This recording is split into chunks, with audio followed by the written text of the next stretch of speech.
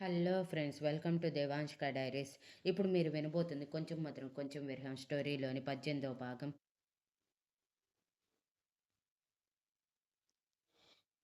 2 నిమిషాలైనా ఆయన ఏం మాట్లాడకపోవటంతో, డాడీ మీతోనే నేను మాట్లాడుతున్నాను, చెప్పరేంటి? అతను మన వల్ల ఏం నష్టపోయాడు అని అసహనంగా అడిగాడు ఇవాన్. ప్రకాష్ గారు కష్టంగా గొంతు పెగిల్చి, ఇప్పుడు ఇదంతా అడగకు ఇవాన్, చెప్పే పరిస్థితుల్లో నేను లేను అని తప్పించుకోబోయారు.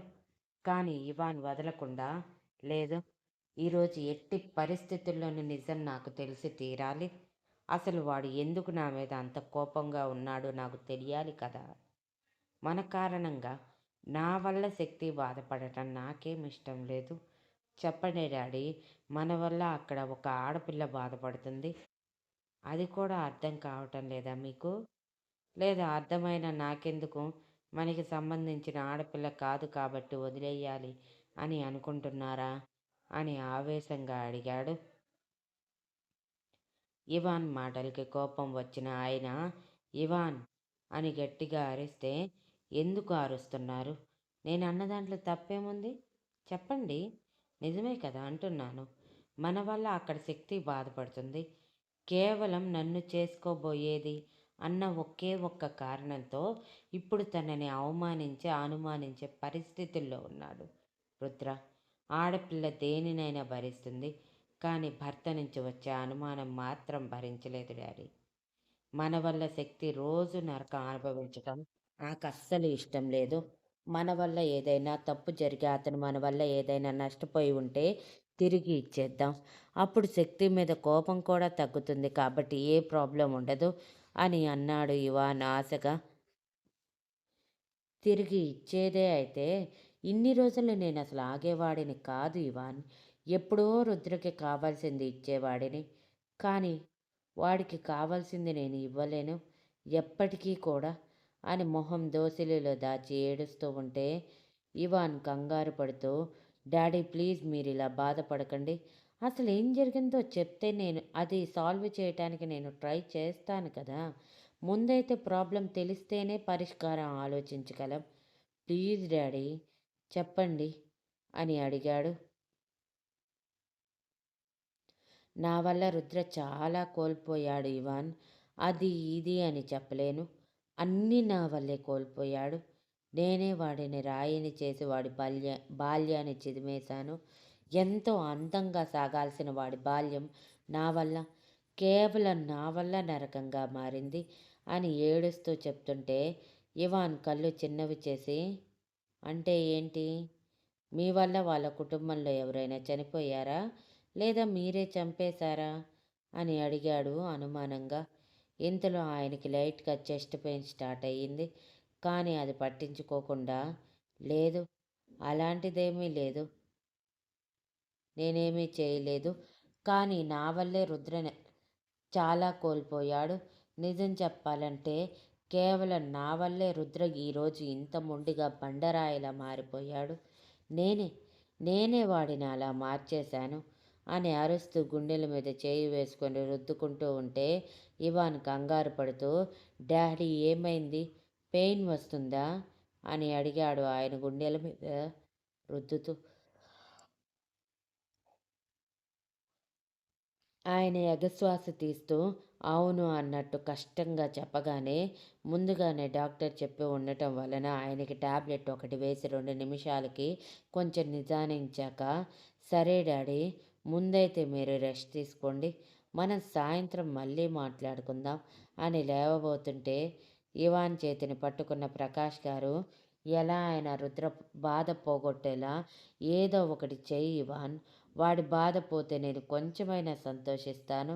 వాడు నన్ను క్షమించకపోయినా పర్వాలేదు కానీ ఇలా లోపల నలిగిపోతూ బయటికి గంభీరంగా ఉంటుంటే చూస్తూ ఉండలేకపోతున్నాను.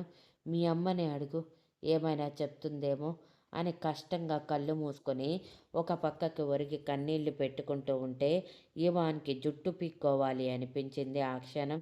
సరిగా ఏమీ అర్థం కాలేదు ఇవాన్కి. ఒకవైపు రుద్రకి తన ఫ్యామిలీ వల్ల నష్టం జరిగిందని అర్థమైపోయింది. కానీ అది ఏం నష్టం? ఎవరి వల్ల? రుద్ర భానుమతి గారిని అంత అసహ్యించుకోవటానికి కారణం ఏంటి? ప్రకాష్ గారు అంతలా అడిగిన రుద్ర చీదరించుకొని వెళ్ళిపోవటానికి కారణం ఏంటి? తన మీద అంత కోపం పెంచుకొని శక్తిని కనీసం తనతో మాట్లాడనివ్వకుండా బంధించేయటానికి గల కారణం ఏంటి? అసలు ఏం జరిగింది? ఎలా తెలుసుకోవాలి?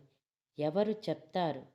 సుధాకర్ అంకుల్‌కి ఏమీ తెలియదు అంటే, ఇక మిగిలిన వాళ్ళకి తెలియదనే అర్థం. ఇక చెప్పాల్సింది డ్యాడీ, మమ్మీ మాత్రమే. డ్యాడీ చెప్పే పరిస్థితుల్లో లేడు. మరి మమ్మీ చెప్తుందా?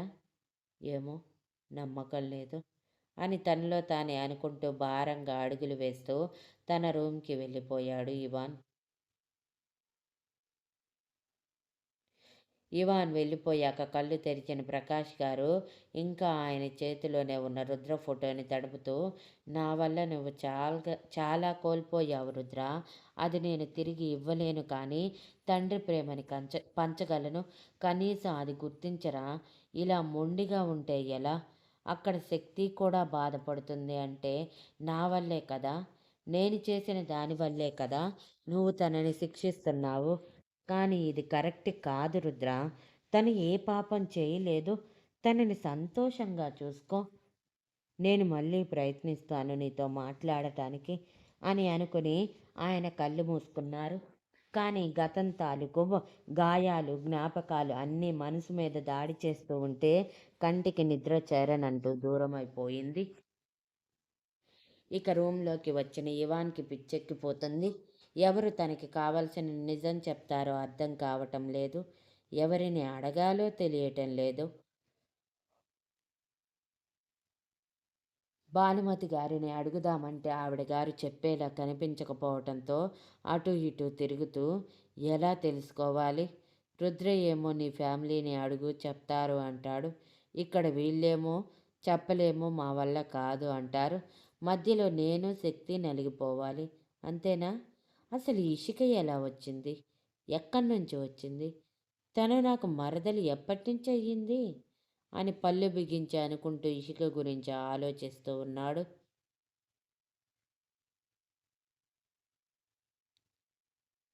ఇక కింద ఇవాన్ వెళ్ళిపోయాక భానుమతి గారు పళ్ళు కొరుకుతూ వెళ్తున్న ఇవాన్ వైపే చూస్తూ ఉంటే ఇషిక ఆవిడ భుజం మీద చేయి వేసి, వదిలేయండి అత్తయ్య. బావ చాలా టెన్షన్‌లో ఉన్నట్టు కనిపిస్తున్నాడు. ఆయన మా పెళ్లి జరిగిన పరిస్థితి ఏంటి? మీరు చేసే ఏర్పాట్లు ఏంటి? అని అంటే, నీకు తెలియదు ఇషిక. నువ్వు సైలెంట్‌గా ఉండు. ఇప్పుడు మీరు అందరికీ భార్యాభర్తలుగా పరిచయం అయ్యారు కానీ, అందరిని పిలిచి మీరు సంతోషంగా ఉన్నారు అని చూపిస్తేనే కదా మన గురించి గుసగుసలు తగ్గేది అని బయటికి చెప్పి మనసులో, అప్పుడే కదా మీ అమ్మా నాన్న నా చేతుల్లో ఉండేది. అప్పుడే కదా నా ఆట సాగేది అని అనుకున్నారు. ఇషిక మాత్రం, నేను బావ ఇప్పుడప్పుడే సంతోషంగా ఉంటామని నీకు అసలు ఎలా అనిపిస్తుంది అత్తయ్య? నాకేం అర్థం కావటం లేదు. బావకి ఇష్టం లేకుండా చేసుకున్నాను నేను పెళ్ళి. మరి బావ నన్ను యాక్సెప్ట్ చేయటానికి ఎంత టైం తీసుకుంటాడో ఆ మాత్రం అర్థం కాదా? పైగా నా చదువు కూడా అయిపోలేదు. సో, నేను నా చదువు కంటిన్యూ చేసి నాకంటూ ఒక పొజిషన్ కూడా తెచ్చుకోవాలి.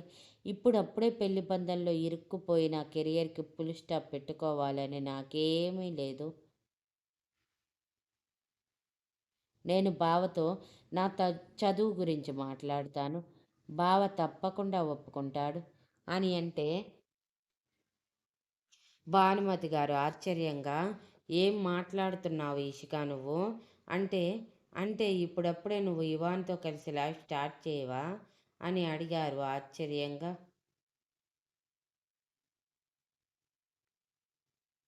నో అత్తయ్య. పెళ్ళంటే అక్కడ అంతమంది ముందు బావ పరువు పోకూడదు. బావ ఎవరి ముందు తలదించుకోకూడదు అన్న ఒకే ఒక్క కారణంతో చేసుకున్నాను కానీ, లేదంటే పెళ్లి చేసుకునేదానిని కాదు. అది మీకు కూడా తెలుసు. నేను ఆల్రెడీ పెళ్ళికి ఒప్పుకునేటప్పుడే చెప్పాను. బావకి ఇష్టం లేకుండా పెళ్లి చేసుకుంటున్నాను అత్తయ్య.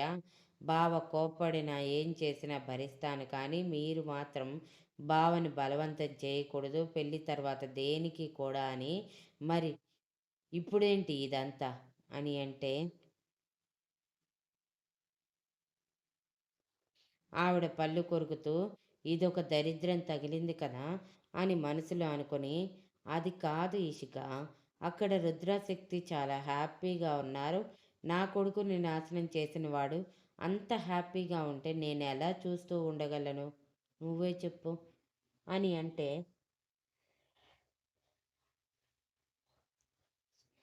ఇషిక చాలా కోపంగా, రుద్రబావ గురించి మరొక్క మాట మాట్లాడకు అత్తయ్య. బావ ఇప్పటికే మీ వల్ల చాలా బాధపడుతున్నాడని నాకు తెలుసు.